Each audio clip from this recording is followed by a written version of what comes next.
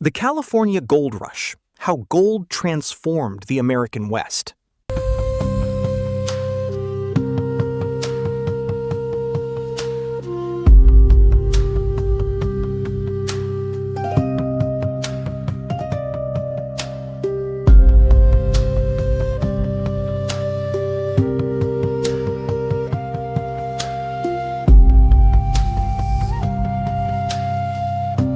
Imagine finding a tiny piece of gold, no bigger than your thumb, then waking up the next morning to discover that thousands of people are racing toward your land, all chasing the same dream.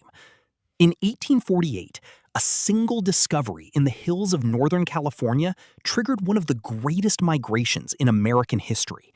Within months, ordinary farmers, merchants, sailors, doctors, and laborers abandoned their jobs to seek unimaginable wealth. Some became millionaires. Most lost everything. Welcome to today's episode. We're uncovering the incredible story of the California Gold Rush, the event that transformed a remote frontier into one of the most powerful regions in the United States and forever changed the American West. Let's begin.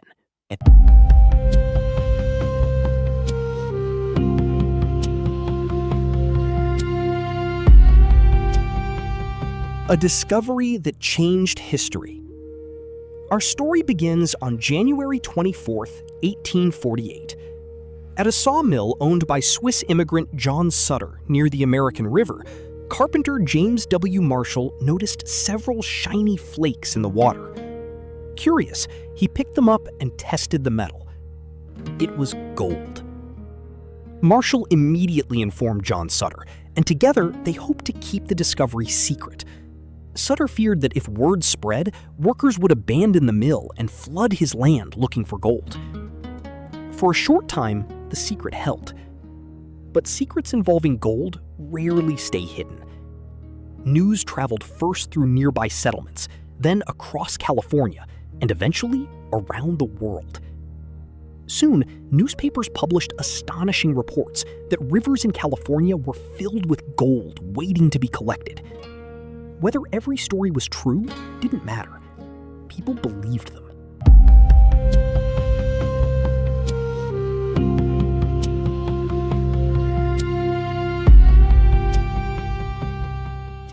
The 49ers. By 1849, thousands of hopeful fortune seekers were heading west. They became known as the 49ers, named after the year they arrived in large numbers. Some traveled by wagon across thousands of miles of rugged wilderness. Others sailed around Cape Horn, one of the most dangerous sea routes in the world. A third route crossed the Isthmus of Panama, where travelers hiked through dense jungle before boarding another ship to California. The journey itself was often deadly. Disease, accidents, storms, hunger, and exhaustion claimed many lives before travelers ever reached the goldfields. Yet the promise of instant wealth kept them moving.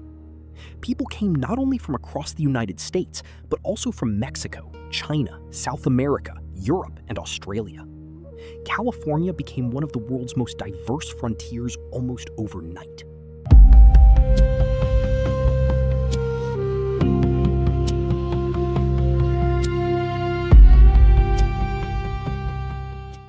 Life in the goldfields was far more difficult than many expected. At first, prospectors simply panned riverbeds, hoping to find loose flakes and nuggets. A lucky few struck rich deposits. Most did not. As easy-to-find gold became scarce, miners adopted more advanced techniques, including rockers, sluice boxes, and hydraulic mining. The work was physically exhausting. Miners spent long days standing in freezing water, digging through gravel, and carrying heavy loads under the hot California sun. Life in the mining camps was unpredictable. Makeshift towns appeared almost overnight. Wooden cabins, tents, gambling halls, saloons, and general stores lined muddy streets.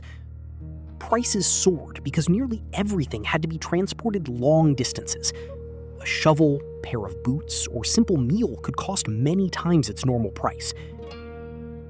Ironically, some of the people who became truly wealthy weren't miners at all.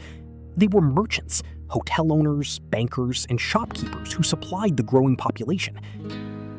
One famous businessman, Levi Strauss, built a successful company by selling durable work pants to miners, pants that would eventually become the world-famous blue jeans.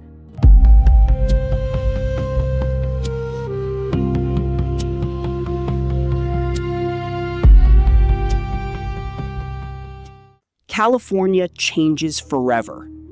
The gold rush transformed California faster than anyone imagined. Before the discovery of gold, San Francisco was a small settlement. Within just a few years, it had become one of America's fastest-growing cities. Ships crowded the harbor, banks opened daily. Roads, schools, churches, and businesses spread rapidly across the region. The economic impact reached far beyond California. Gold increased the nation's money supply, encouraged investment, expanded trade, and accelerated the construction of railroads and other infrastructure. In 1850, only 2 years after gold was discovered, California entered the Union as the 31st state. However, the gold rush also came with enormous human costs. Native American communities were displaced from their ancestral lands, exposed to violence and disease, and suffered devastating population losses. Many immigrant miners also faced discrimination, unequal taxes, and harsh working conditions. The promise of opportunity was not shared equally by everyone who arrived.